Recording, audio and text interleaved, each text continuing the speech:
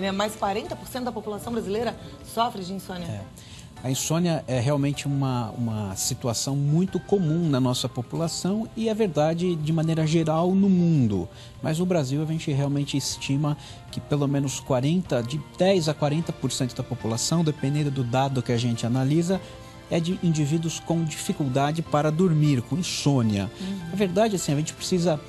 A primeira mensagem que eu gostaria de deixar clara é que a insônia, ela é um sintoma. A gente precisa saber que a insônia pode ser a manifestação de uma doença que o médico precisa investigar. Boa parte das pessoas que têm insônia, a gente não consegue descobrir nenhuma doença que possa estar se manifestando como insônia. Um dos sintomas daquela doença é insônia.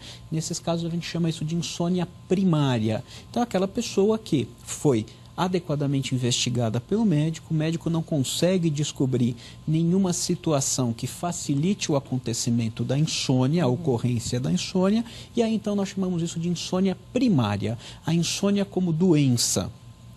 Esta insônia, é claro, ela precisa ser adequadamente diagnosticada e o que a gente diferencia, todos nós na vida já tivemos em algum momento uma insônia, uma noite mal dormida, alguns 2, 3, 4 dias mal dormidos. Isso é algo esperado em determinadas situações. Então, o indivíduo que, por exemplo, perde o emprego, o indivíduo que tem uma frustração sentimental, ele fica vítima de violência, por exemplo, ele fica por alguns dias realmente com dificuldade para pegar no sono, ou ele até pega no sono, mas não consegue se manter dormindo. Porque a insônia, ela pode ser definida ou como uma dificuldade para pegar no sono, ou aquele indivíduo que até pega no sono razoavelmente bem, mas que acorda depois de algum tempo e tem dificuldade para voltar a dormir.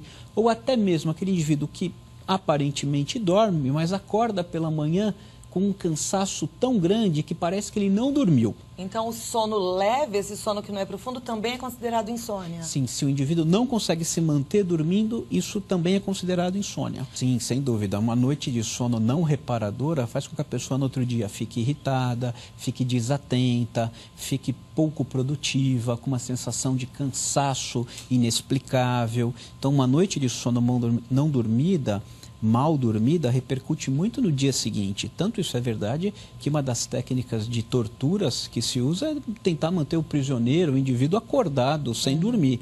E para dar uma noção de como a privação de sono pode ser ruim para o dia a dia da pessoa, ainda mais quando isso se mantém ao longo do tempo. No caso da dona Joana, seria importante ela ser submetida a uma avaliação por um especialista, porque ela já está há 5 anos, diz ela, com dificuldade de sono. Precisa ver se não existe nenhuma condição médica, como, por exemplo, uma doença muito comum chamada apneia obstrutiva do sono, que faz com que a pessoa tenha microdespertares ao longo da noite e que não faça com que ela tenha um sono reparador. E é uma doença diagnosticável com um exame de polissonografia. A pessoa dorme uma noite no hospital, no laboratório de sono, e tem esse diagnóstico e é plenamente tratável. Tem gente que tem medo desse exame. Eu vou fazer esse exame e vou mostrar aqui na televisão para você ver como é. Compromisso, hein? Não, o exame é um exame simples, é só uma noite em que a pessoa, em vez de dormir em casa, ela vai dormir num laboratório de sono. É um quarto convencional, a diferença é que ela vai ficar monitorizada. Então, vai ficar com um aparelhinho no dedo para ver como é que está a oxigenação do sangue dela durante a noite, como é que está o grau de contração muscular, principalmente os músculos ao redor do olho, que é um parâmetro importante para a gente. Mas aí quando a pessoa vai fazer esse exame, ela não fica muito agitada e aí piora o quadro de insônia? Não, na verdade o que a gente faz, a gente orienta que a pessoa vá fazer o exame exatamente nas mesmas condições, usando os mesmos medicamentos que ela habitualmente vem usando, para tentar reproduzir o mais fielmente possível no ambiente do laboratório de sono, do exame, o que está se passando na casa dela. Ok, a gente vai mostrar aqui, pode ter certeza, viu? Deixa eu perguntar uma coisa. Enquanto eu pesquisei um pouco e tentei entender um pouco esse assunto, que é a insônia, eu vi na internet até, e eu acho que as pessoas fazem muito isso, a gente busca muito resultado na internet, que é comum as pessoas, a partir de uma determinada idade, terem insônia. É verdade? Aí existe um pouquinho de controvérsia. O que a gente sabe é que conforme o indivíduo vai envelhecendo, a arquitetura normal do sono, o nosso sono ele tem basicamente 2 fases. Uma fase que a gente chama de sono não REM, que é a primeira fase, são 4 estágios, é um sono mais superficial, que vai se aprofundando até chegar na fase 4, que é o do sono mais profundo. E aí então ele entra numa fase chamada de sono REM. REM é uma sigla em inglês que significa movimento rápido de olhos. Esse momento do sono REM é o momento em que o indivíduo perde completamente o tônus muscular, ele fica completamente relaxado, exceto a musculatura do diafragma, porque ele precisa continuar respirando, e a musculatura que movimenta os olhos. A partir daí, ele volta novamente a passar pelo estágio não REM, fase 4, fase 3, fase 2, fase 1, e novamente inicia-se um novo ciclo. O indivíduo, quando ele dependendo da faixa etária dele, mesmo crianças, tem um outro tipo de arquitetura, tem uma outra distribuição de proporção nessas fases do sono, o indivíduo, após os 60 anos de idade, ele passa a ter uma transformação dessa arquitetura do sono e as diferentes fases acabam tendo tempos, porcentagens diferentes ao longo da noite.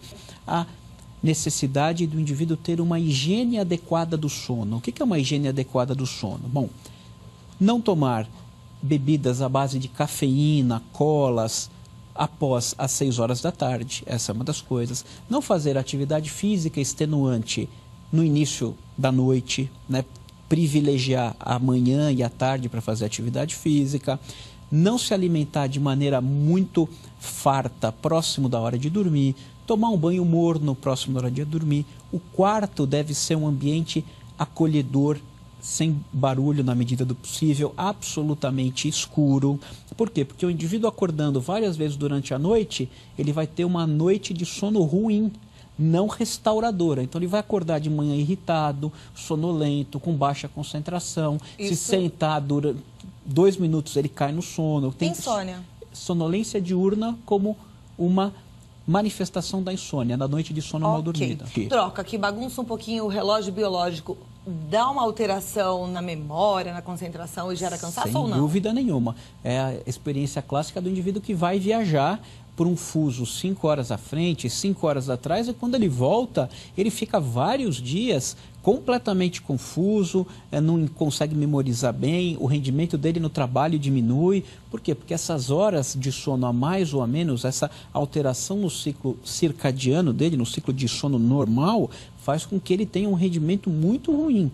Então, sem dúvida nenhuma, trocar a noite pelo dia, mesmo os profissionais que trocam a noite pelo dia, quando eles são remanejados de turno, eles têm graves problemas de adaptação. Inclusive os adolescentes. E dormir pouco gera o mesmo tipo de problema. A verdade é que a insônia ela é uma das manifestações da depressão. A depressão ela cursa com diminuição da iniciativa para fazer as coisas, alteração do apetite, insônia, uma falta da capacidade de concentração, uma tristeza imotivada. A insônia nada mais é do que mais um dos sintomas da depressão. Então o que precisa ser feito? Precisa ser tratada a depressão. Que a insônia tem tratamento. Ela precisa ser corretamente diagnosticada, ver se não tem nenhuma causa tratável que possa estar sendo responsável por aquela insônia e existe tratamento.